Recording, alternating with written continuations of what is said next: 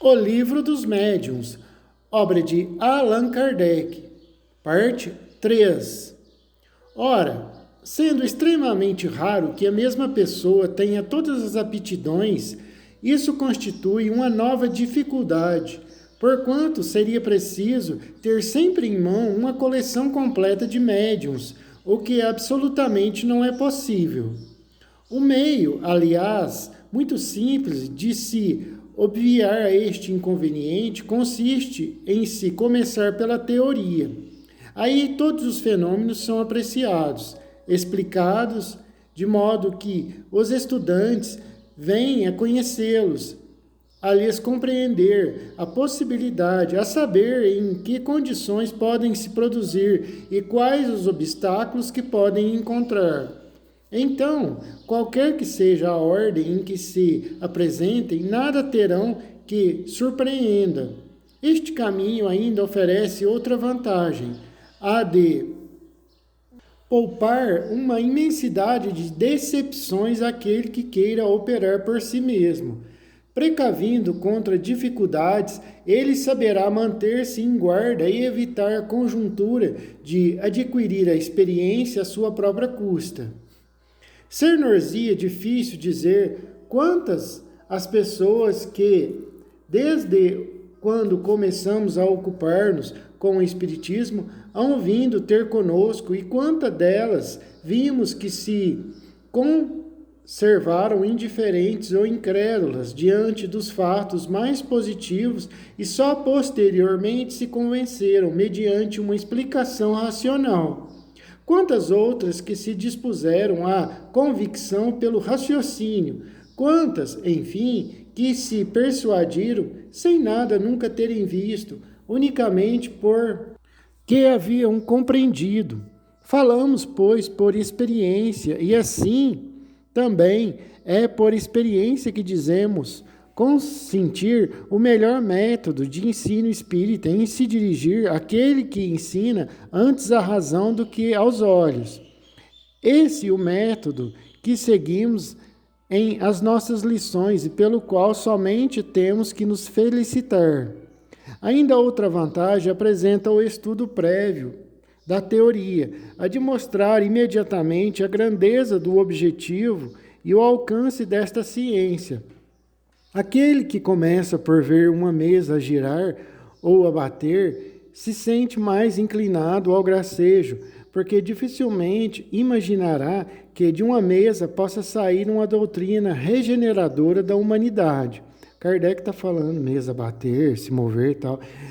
Para quem não, se tiver alguém ouvindo que não tenha familiaridade com os conceitos espíritas, com os princípios espíritas, sobre essa questão aí, as mesas girantes, no que fala muito nos livros dos espíritos, fala também. Lá na França, ali, em 1850, um pouquinho mais, um pouquinho menos, as pessoas se sentavam em volta das mesas e a mesa se movia, ficava num pé só, às vezes levitava, respondia perguntas. Eram os espíritos atuando ali, né, na mesa ali para...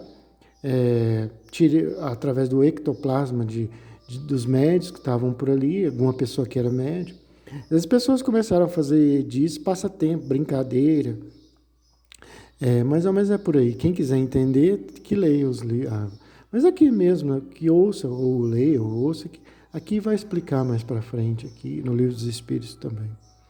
Ainda outra vantagem apresenta o estudo prévio da teoria, a de mostrar imediatamente a grandeza do objetivo e o alcance desta ciência. Aquele que começa por ver uma mesa a girar ou a bater se sente mais inclinado ao gracejo, porque dificilmente imaginará que de uma mesa possa sair uma doutrina regeneradora da humanidade.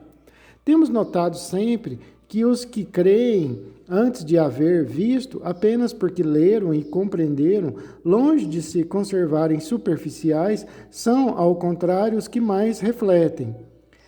Dando maior atenção ao fundo do que à forma, veem na parte filosófica o principal, considerando como acessório os fenômenos propriamente ditos. Declaram, então, que, mesmo quando estes fenômenos não existissem, ainda ficava uma filosofia, que só ela resolve problemas até hoje insolúveis, que só ela apresenta a teoria mais racional do passado do homem e do futuro.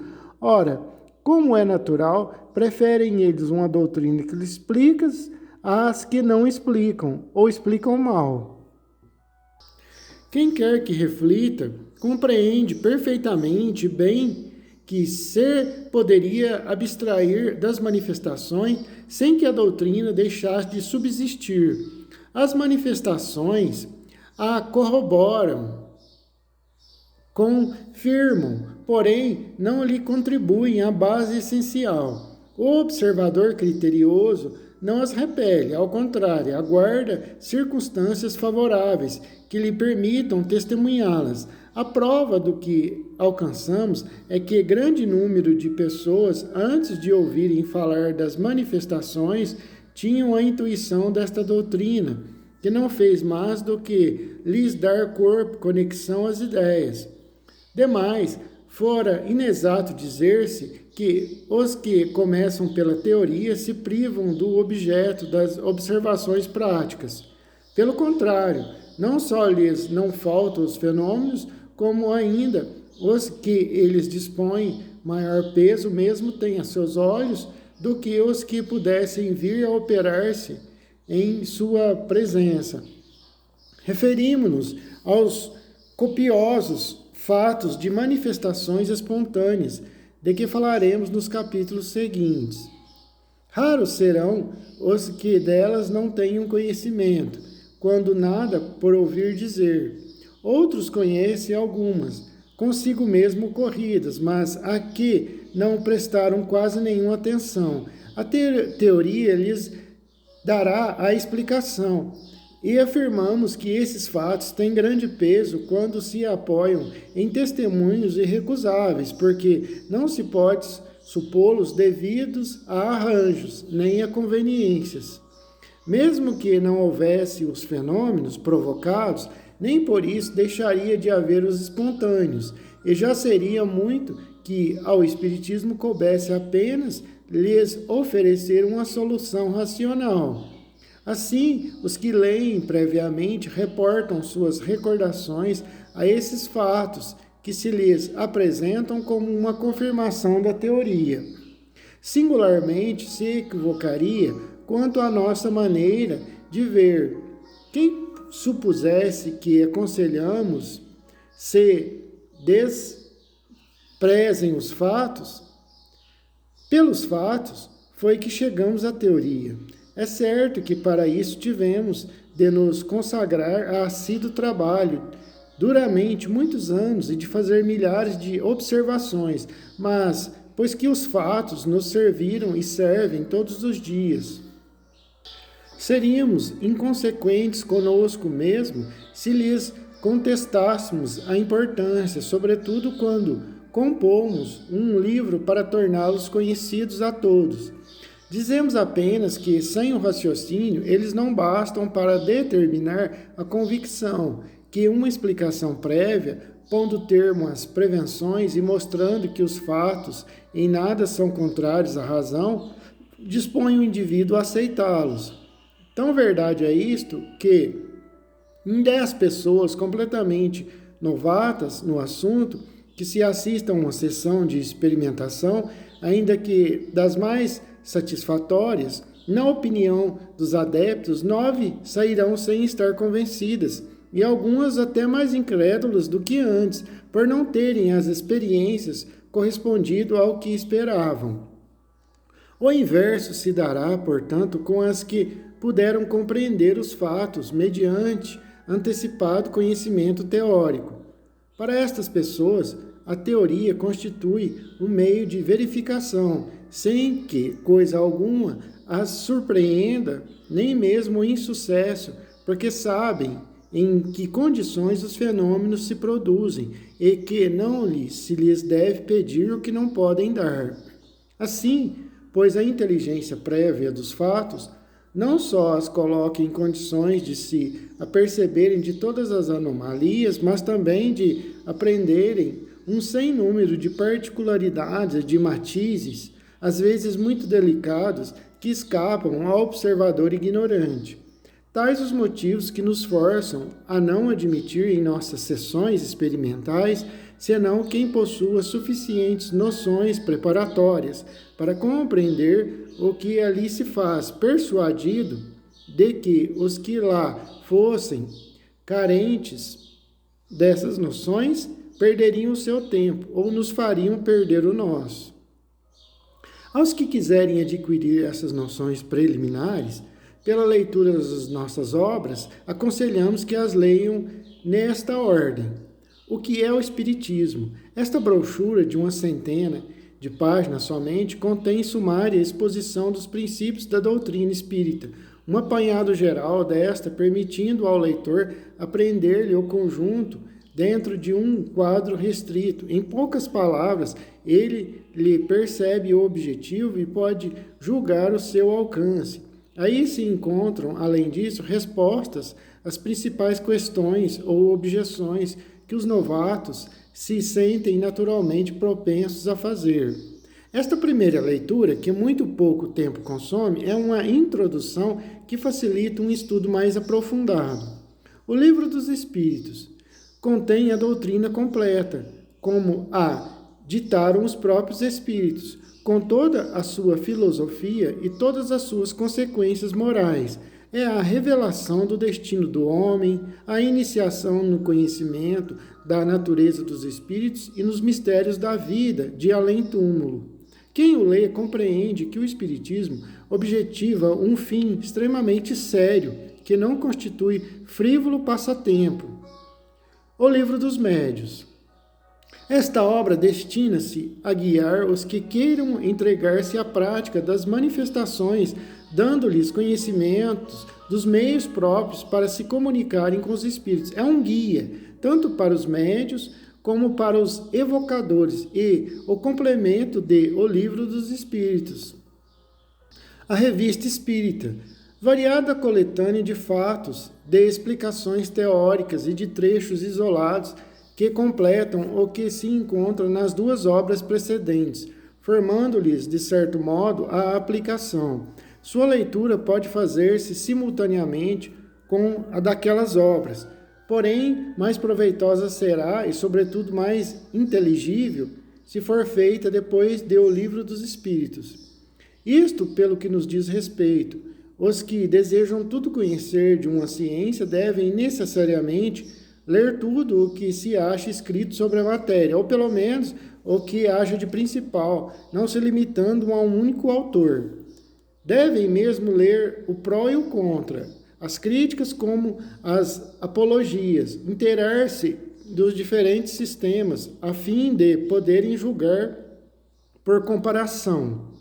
Por esse lado, não preconizamos nem criticamos obra alguma, visto não querermos de nenhum modo influenciar a opinião que dela se possa formar.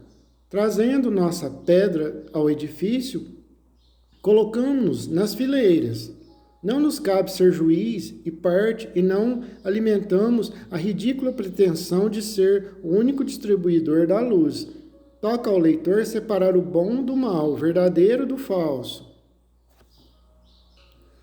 Quando começaram a produzir-se os estranhos fenômenos do Espiritismo, ou, dizendo melhor, quando esses fenômenos se renovaram nestes últimos tempos, o primeiro sentimento que se despertaram foi o da dúvida, quanto à realidade deles e mais ainda quanto à causa que lhes dava, e pelas experiências que todos hão podido fazer, sucedeu que cada um os interpretou ao seu modo, de acordo com suas ideias pessoais, suas crenças ou suas prevenções.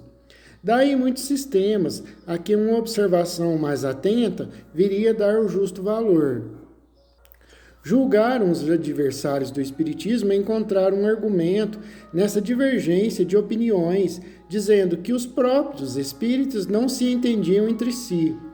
A pobreza de semelhante razão prontamente se patenteia, desde que se reflita que os passos de qualquer ciência que acaba de nascer são necessariamente incertos, até que o tempo haja permitido que colecione e coordene os fatos sobre que possa firmar-se a opinião.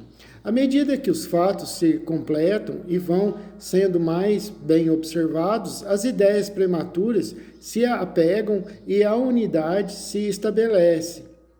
À medida que os fatos se completam e vão sendo mais bem observados, as ideias prematuras se apagam e a unidade se estabelece, pelo menos com relação aos pontos fundamentais, senão a todos os pormenores. Foi o que se deu com o Espiritismo, que não podia fugir à lei comum e tinha, mesmo por sua natureza, que se prestar mais do que qualquer outro assunto à diversidade das interpretações. Pode-se, aliás, dizer que, a este respeito, o Espiritismo andou mais depressa do que as outras ciências mais antigas, do que a medicina, por exemplo, que ainda até hoje traz divididos os maiores sábios. Seguindo metódica ordem para acompanhar a marcha progressiva das ideias, convém sejam colocados na primeira linha dos sistemas os que se podem classificar como sistemas de negação, isto é, os dos adversários do Espiritismo. Já lhes refutamos as objeções na introdução e na conclusão do Livro dos Espíritos, assim como no volumezinho que intitulamos O que é o Espiritismo. Fora supérfluo, portanto, insistir nisso aqui. Limitar-nos-emos a lembrar, em duas palavras, os motivos em que eles se fundam. De duas espécies são os fenômenos espíritas, efeitos físicos e efeitos inteligentes. Não admitindo a existência dos espíritos, por não admitirem coisa alguma fora da matéria, concebe-se que neguem os efeitos inteligentes. Quanto aos efeitos físicos, eles os comentam do ponto de vista em que se colocam e seus argumentos se podem resumir nos 4 sistemas seguintes. Sistema do charlatanismo. Entre os antagonistas do espiritismo, muitos atribuem aqueles efeitos ao embuste, pela razão de que alguns puderam ser imitados. Segundo tal suposição, todos os espíritas seriam indivíduos imbuídos e Segundo tal suposição, todos os espíritas seriam indivíduos embaídos e todos os médios seriam embaiadores. De nada valendo a posição, o caráter, o saber e a honradez das pessoas. Se isto merecesse uma resposta, diríamos que alguns fenômenos da física também são imitados pelos prestidigitadores, o que nada prova contra a verdadeira ciência. Ademais, pessoas há cujo caráter afasta toda suspeita de fraude, e preciso é não saber absolutamente viver e carecer de toda urbanidade para que alguém ouse vir dizer-lhe na face que são cúmplices de charlatanismo. Num salão muito respeitável, um senhor que se dizia bem educado, tendo-se permitido fazer uma reflexão dessa natureza, ouviu da dona da casa o seguinte: Senhor, pois que não estáis satisfeito, à porta vos será restituído o que pagastes. E com um gesto lhe indicou o que de melhor tinha de fazer. Deversá, por isso, afirmar que nunca houve abuso? Para crê-lo, fora preciso admitir-se que os homens são perfeitos. De tudo se abusa, até das coisas mais santas, porque não abusariam do espiritismo.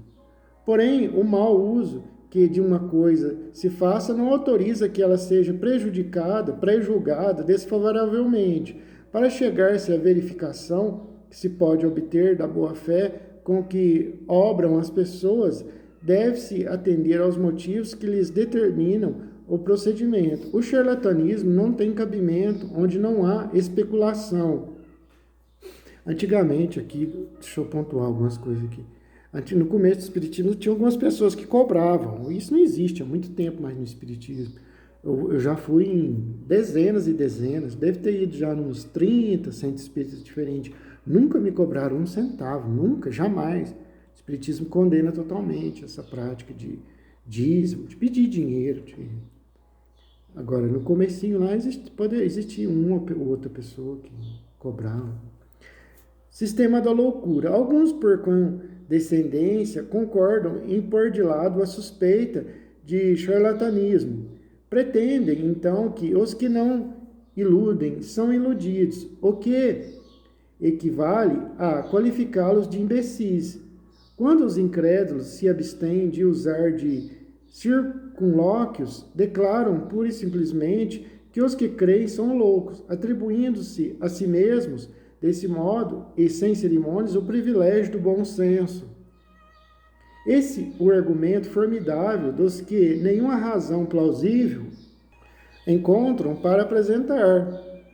Afinal, semelhante maneira de atacar o Espiritismo se tornou ridícula, tal a sua infantilidade, e não merece que se perca tempo em refutá-la. Acresce que os espíritos não se alteram com isso, tomam corajosamente o seu partido e se consolam, lembrando-se de que têm por companheiros de infortúnio muitas pessoas de mérito incontestável.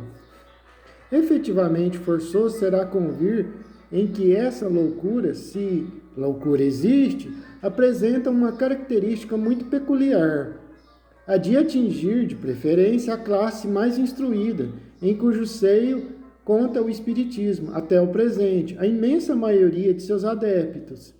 Se entre estes algumas excentricidades se manifestam, elas nada provam contra a doutrina. Do mesmo modo que os loucos religiosos nada provam contra as religiões, nem os loucos melômanos contra a música, ou os loucos matemáticos contra a matemática. Todas as ideias sempre tiveram fanáticos exagerados, e é preciso se seja dotado de muito obtuso juízo para confundir a exageração de uma coisa com a própria coisa. Para mais amplas explicações a este respeito, recomendamos ao leitor a nossa brochura, O que é o Espiritismo e o Livro dos Espíritos. Sistema da alucinação. É uma outra opinião, menos ofensiva essa, por trazer um ligeiro colorido científico. Consiste em levar os fenômenos à conta de ilusão dos sentidos. Assim, o observador estaria de muito boa fé, apenas julgaria ver o que não vê. Quando diz que viu uma mesa levantar-se e manter-se no ar sem ponto de apoio, a verdade é que a mesa não se mexeu. Ele a viu no ar, por efeito de uma espécie de miragem, ou por uma refração, qual a que nos faz ver na água um astro ou um objeto qualquer fora da sua posição real. Isto, a rigor, seria possível, mas os que já testemunharam fenômenos espíritas hão podido certificar-se do isolamento da mesa suspensa, passando mesmo por baixo dela, o que parece difícil de se conseguir caso o móvel não se houvesse despregado do solo. Por outro lado, muitas vezes tem sucedido quebrar-se a mesa quando ela cai. Dar-se-á que também aí nada mais haja do que simples efeito de ótica? É fora de dúvida que uma causa fisiológica, bem como conhecida, pode fazer que uma pessoa julgue ver em movimento um objeto que não se moveu, ou que suponha estar ela própria a mover-se quando permanece imóvel. Mas quando, rodeando uma mesa, muitas e muitas pessoas a veem arrastada por um movimento tão rápido que difícil se lhes torna acompanhá-la, ou que mesmo deita algumas delas ao chão, pode-se-á dizer que todas se acham tomadas de vertigem, como o bêbado, que acredita estar vendo a casa em que mora passar-lhe por diante dos olhos? Sistema do músculo estalante. Sendo assim, pelo que toca à visão, de outro modo não poderia ser pelo que concerne à audição. Quando as pancadas são ouvidas por todas as pessoas reunidas em determinado lugar, não há como atribuí-las razoavelmente a uma ilusão. Pomos de lado, está claro, toda a ideia de fraude, e supomos que uma atenta observação tenha verificado não serem as pancadas atribuíveis a qualquer causa fortuita ou material. É certo que um sábio médico deu desse fenômeno uma explicação ao seu parecer peremptória. A causa, disse o médico, reside nas contrações voluntárias ou involuntárias do tendão do músculo curto perôneo. A este propósito, desce as mais completas minúcias anatômicas para demonstrar por que mecanismo pode este tendão produzir os ruídos de que se trata, imitar os rufos do tambor e até executar áreas ritmadas. Conclui daí que os que julgam ouvir pancadas numa mesa são vítimas de uma mistificação ou de uma ilusão. O fato em si mesmo não é novo. Infelizmente, para o autor dessa pretendida descoberta, sua teoria é incapaz de explicar todos os casos. Digamos, antes de tudo, que os que gozam da estranha faculdade de fazer que o seu músculo curto perôneo ou qualquer outro estale à vontade, dá de executar áreas por esse meio, são indivíduos excepcionalmente especiais, enquanto que muito comum é a de fazer-se que uma mesa dê pancadas e que nem todos, dado que algum exista, dos que gozam desta última faculdade possuem a primeira.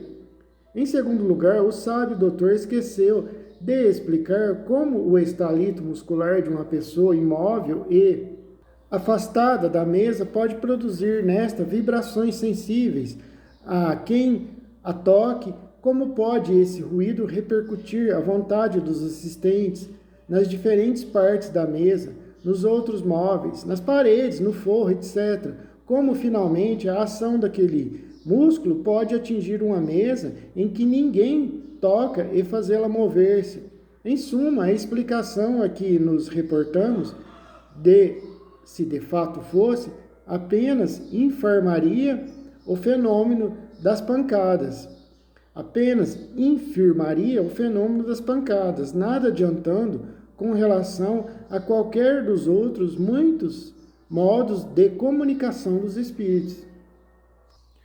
Nota: foi o Sr. Dr. Jobert de Lamballe. Para sermos justos, devemos dizer que a descoberta é devida ao Sr. Schiff. O Sr. Jobert lhe deduziu as consequências perante a Academia de Medicina, pretendendo dar assim o golpe de morte no Espiritismo.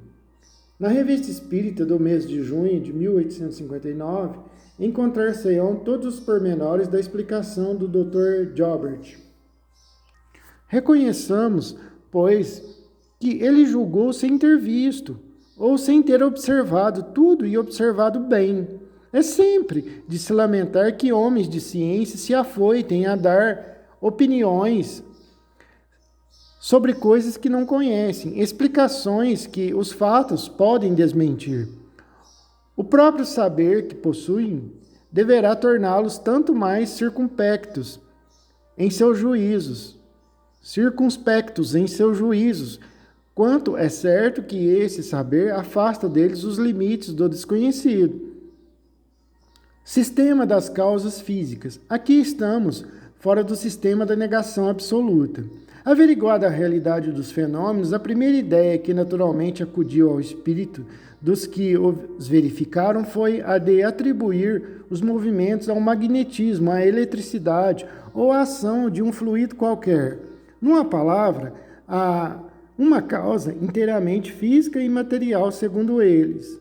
Nada apresentava de irracional esta opinião e teria prevalecido se o fenômeno houvera ficado adstrito a efeitos puramente mecânicos. Uma circunstância, porém, até parecia mesmo corroborá-la. A do aumento que, em certos casos, experimentava a força atuante na razão direta do número das pessoas presentes.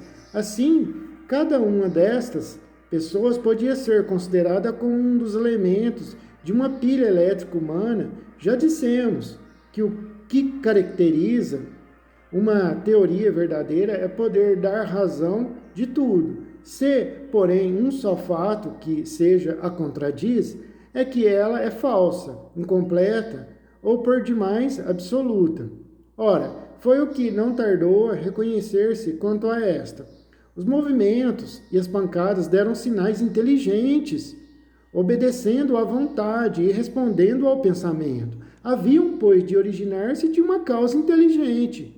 Desde que o efeito deixava de ser puramente físico, outra, por isso mesmo, tinha que ser a causa. Tanto assim que o sistema da ação exclusiva de um agente material foi abandonado para só ser esposado ainda pelos que julgam a priori, sem haver visto coisa alguma. O ponto capital, portanto, está em verificar se a ação inteligente, de cuja realidade se pode convencer quem quiser dar-se ao trabalho de observar.